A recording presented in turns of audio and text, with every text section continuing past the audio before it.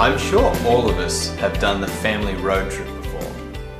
And there's a whole bunch of really interesting dynamics which happen with the family road trip. It comes with having a family together in a small space for a prolonged period of time. Now initially things start off pretty positively. We're excited to go on holidays together.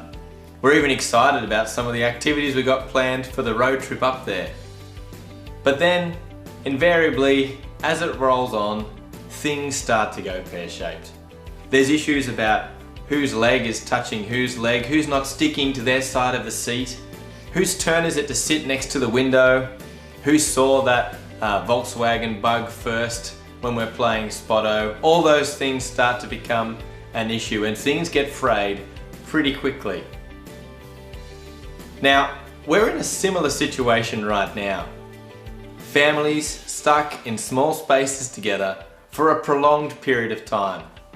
This pandemic has brought us all into this process of social isolation, and it's a bit like the family road trip that doesn't end. So how do we get through it? How are we going to manage this time?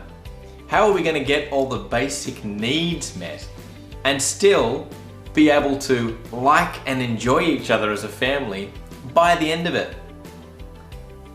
Well, it's doubtful that many of us have been through anything like this before, and we're going to know a lot more at the end of it than we do right now. But there are some principles that we can perhaps look at now, which are going to help us through this journey. So the first one is to look at routine. Routine, routine, routine.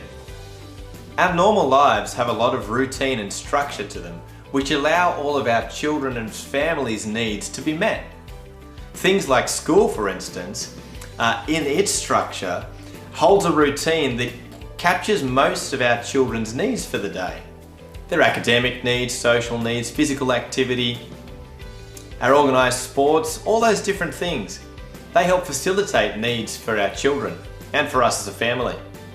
Now, we don't have those things to hold together the routine and structure of our lives at the moment.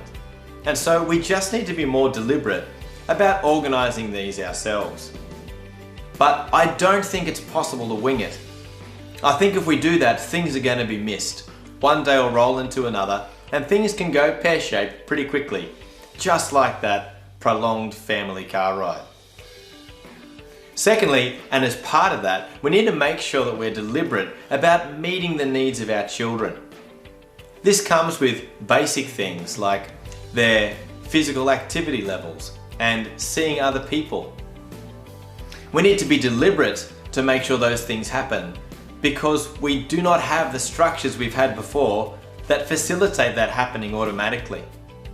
So making sure that we schedule into our day physical activity. I would encourage families with younger children to make physical activity probably the first thing you do each day after breakfast.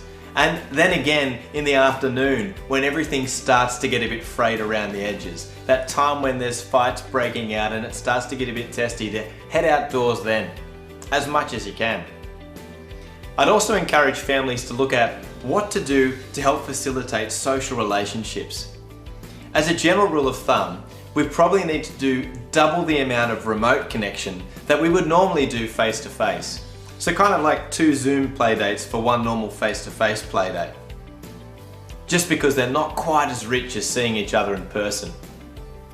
And I would encourage you too, with our children, to make sure that the contact they have is as similar as possible to what they would have face-to-face. So trying to use video technology and phone calls so that children are at least hearing each other's voices and seeing each other's faces.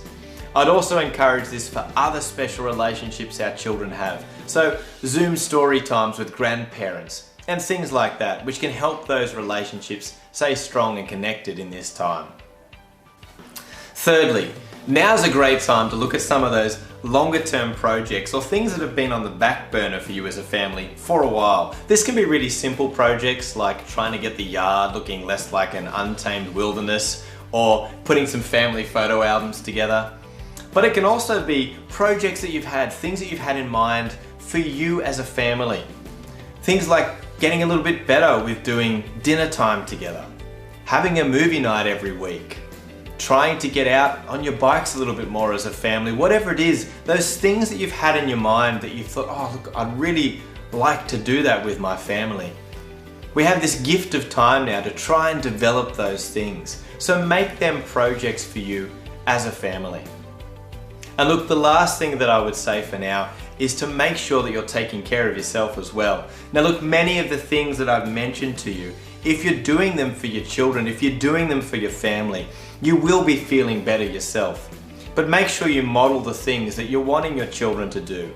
So make sure you are being physically active, staying connected with the people who are important to you, keeping some projects and goals in mind.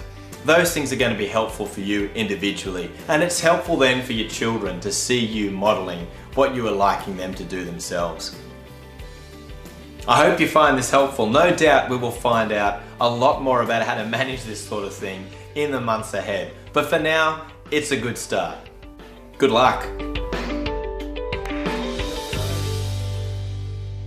Hey, good job.